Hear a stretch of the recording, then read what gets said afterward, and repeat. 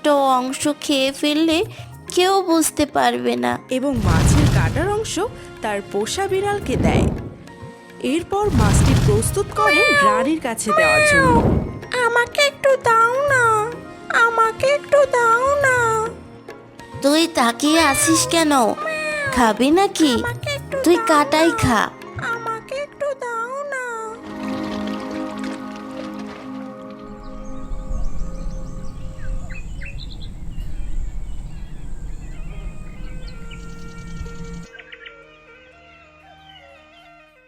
অনেক বছর আগের কথা।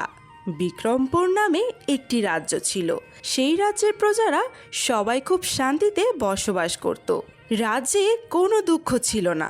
সেই রাজ্যের রাজা ছিল রাজা বিক্রমচন্দ্র, আর তার একমাত্র রানী রানী বিন্দুবালা। রাজার কোনো কিছুরই অভাব ছিল না, সবই ছিল, শুধু একটা জিনিস ছিল না, রাজার কোনো সন্তানই ছিল না।